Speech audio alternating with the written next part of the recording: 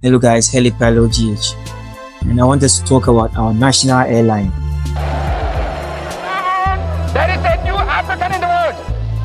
That new African is ready to fight his own battle and show that after all, the black man is capable of managing the whole affairs. In 1957, Ghana became the first sub-Saharan African country to gain independence. Just a year later, it launched a bold new symbol of national pride, Ghana Airways. For decades, it flew the Ghanaian flag across the skies, but after a turbulent journey, that dream came crashing down. This is the story of Ghana Airways, a story of ambition, glory, and a hard fall to earth.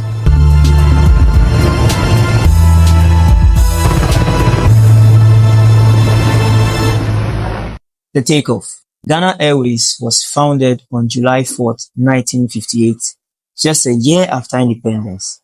It began as a joint venture between the Ghanaian government and the British airline, BOAC. Ghana owned 60% and BOAC owned 40%, offering training and aircraft expertise. Its first international flight took off on July 16, 1958 from Accra to London on Boeing Stratocruiser. Domestically, it replaced the West African Airways Corporation and soon served Kumasi, Tamale, and Takoradi. By 1960, Ghana Airways was profitable, the golden years.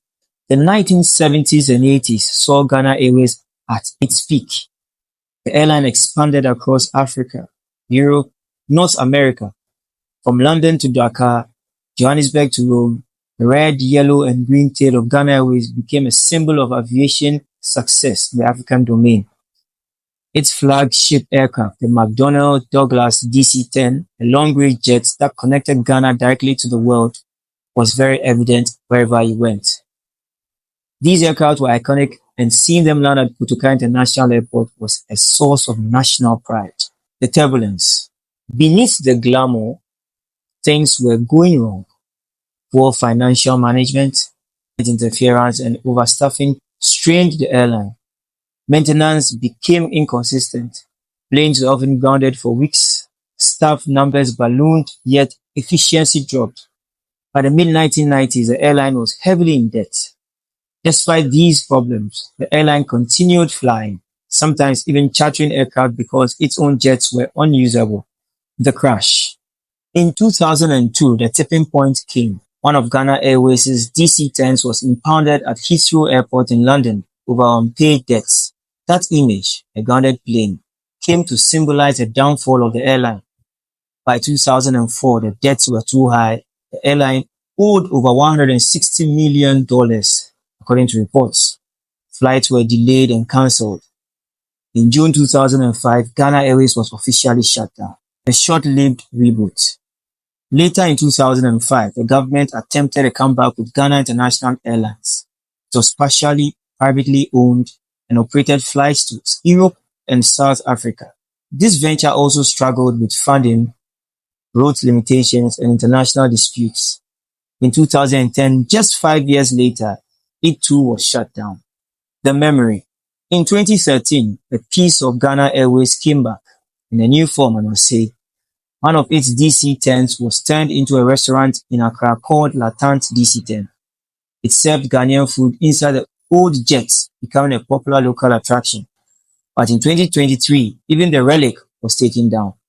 For many, it felt like the final goodbye.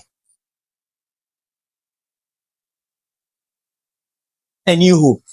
Today, Ghana is once again dreaming of the skies. A new Ghana Airlines is in the works, with talks involving other partners. If done right, Ghana could reclaim its place as a regional aviation hub.